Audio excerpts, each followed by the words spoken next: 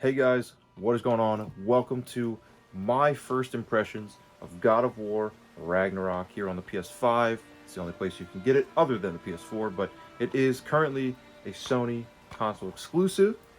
I picked it up yesterday at midnight.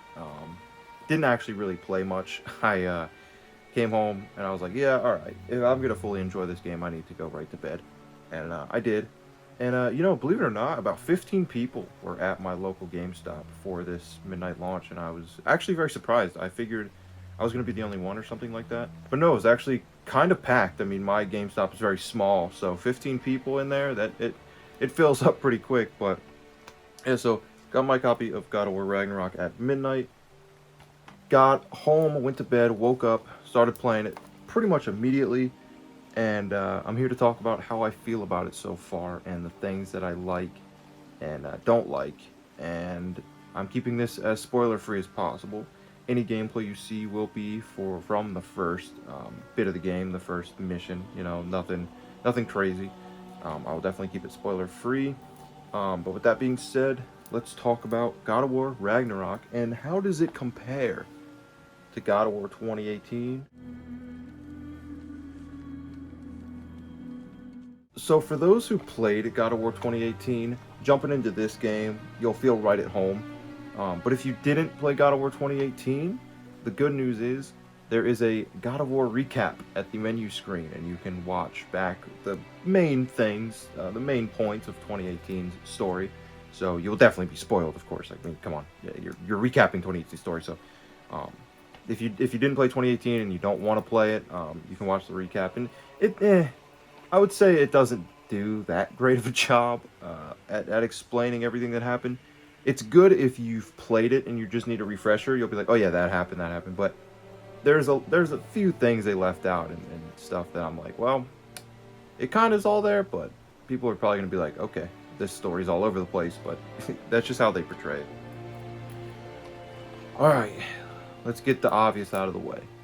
The visuals, the graphics, how's the game looking? What are we looking at? The game looks great. There's no question about it. Game looks amazing.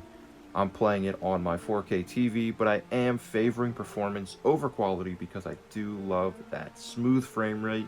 And so far, 10 hours in, not a single bit of frame drop. It's been smooth sailing all the way through. I think on favorite performance, the game still looks absolutely amazing, especially with HDR enabled on my TV. It looks great. I have nothing but great things to say about it. We're at the point now where cinematics are all in game, so it's like you'll be watching a cinematic and all of a sudden you'll be standing still and your characters are just staring at each other, or all the characters staring at each other, and you're like, okay, this is awkward, what happened? And then you realize you have control of your character. It's actually kind of insane. The transition, it's so smooth and seamless now that it's almost scary how good video games have gotten. So on PS5, obviously runs great, looks great, everything like that. I don't really know anything about PS4's copy, so if you're really curious how it runs on PS4, I guess watch a video on that, because I'm sorry, I don't have it on PS4 and I can't speak on that. The only things I heard is that it doesn't run bad, but it makes your PS4 sound like it's going to space. You know, the jet engine turbines kick on, the fans, and it sounds pretty rough, but I mean, I think all PS4s kind of sound rough at this point. You know, they're getting pretty old. I'll put this back here. I have no sense in carrying it, holding it around. And also, before we really dive into it, I'm currently playing on Give Me No Mercy, which is the second to last hardest difficulty. It goes, give me story, give me grace, give me balance, give me no mercy, give me God of War. I was going to commit to Give Me God of War, but I didn't. And now I'm kind of regretting it, because I feel like if you're going to play on the second hardest difficulty, just play on the hardest. Whatever, it doesn't matter. One key thing that I want to mention, if you're going to pick Give Me God of War, just know you can lower the difficulty at any point in the game, but you cannot go back to Give Me God of War. Once you go off of Give Me God of War, you cannot go back to it. And once you're in on any difficulty, if you didn't pick Give Me God of War, you cannot pick it at all. It has to be picked at the beginning of the game, new game. That's it. So just a heads up, but you can switch back if it's too much. All right, so no spoilers here, but we're gonna talk about Atreus and Kratos. Obviously, all the stuff they showed in the trailer. You know, Atreus is older. He's I would say about he's in his teenage phase, early to late. I can't really tell really. He's to me he's like a 16, 17. I don't know if they mentioned it, but so that plays an actual really key point in the game because he's much more independent. Uh, he is he does things on his own, and you'll see that very very early, that he's able to take charge now and he's able to do his own things, and Kratos doesn't have to handhold him as much, but there's still parts where you'll see where a bit of the young old Atreus issues come out. So there's still some things there, but it keeps for really engaging dialogue between the two. I think everything that they ever talk about is very important, and sometimes I see a bit foreshadowing happening, and then they take it away, and I'm like, no, okay, that's not what's gonna happen. And then another thing happens, I'm like, oh, they're leading to this, and then something else happens, I'm like, ah, no, they couldn't lead to that if this is happening. So really, honestly, pay attention to just even the subtle little dialogue of going from one location to the next. I feel like it all has purpose, and it's in there for a reason. I hope Fenrir got some sleep. Maybe he'll be ready to eat when we get home. He is quite sick, Atreus. I know, but he was a little better yesterday. Until he wasn't. If he keeps eating, I'm not giving up on him. Kratos, he is what you expect. Yeah, he's just Kratos. He's big and has weapons and does damage and stuff like that. So it's not really, he didn't change much. Mimir, they showed him. He's still kicking around. I actually really like Mimir. Some people get annoyed by him, but I actually really like him. So glad he's still in the game because I just like him. How's the gameplay feeling? How's the combat feeling? How's everything feeling?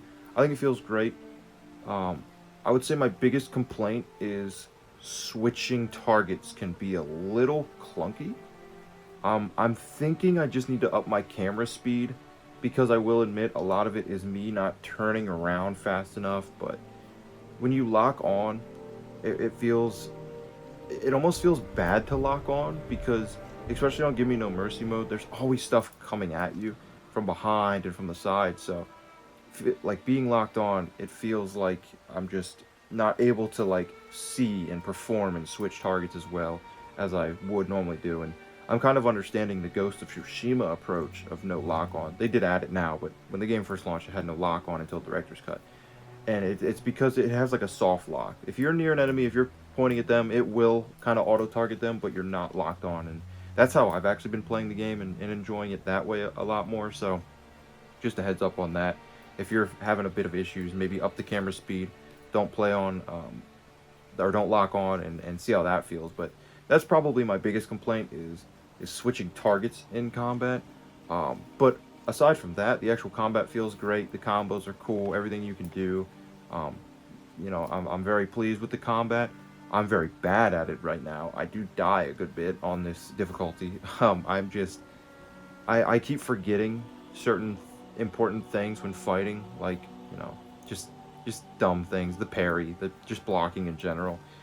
But like if I go into a fight cognitively thinking like, okay, play slow, play smart, I have no issues. It's when I just start spamming attacks and not thinking because I'm playing carelessly, which is how you could play on normal, which is why I switched to harder, because on normal I felt myself just mashing R1 kind of like brain dead and not really actively playing the game. So I was like, okay, I need to like actually care and dodge and care about these things. So that's why I switched to harder difficulty. So again, if you feel normal's too easy, definitely give Me No Mercy a try. I think it's actually very, very fun that way. Of course, you level things up, weapons, all that stuff. You get different armor, equipment, the usual, typical run-of-the-mill stuff.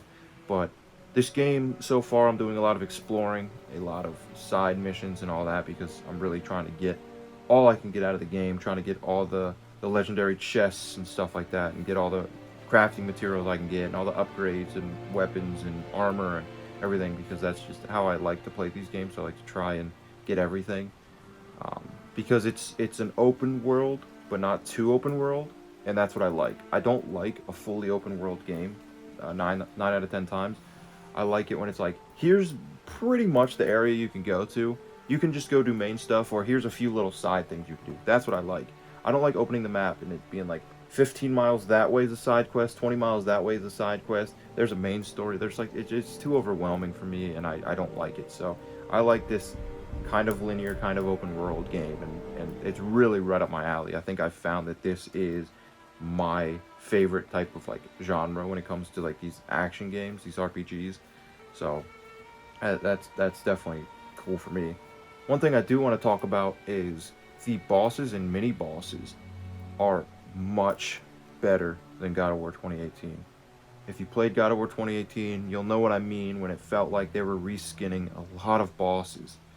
And it was like, man, like, just because they're doing different moves, like, they don't look different. They're still limited in what they can do because of what they are. But this game, God of War Ragnarok, there's a lot of mini bosses. There's just a lot of variety in enemy.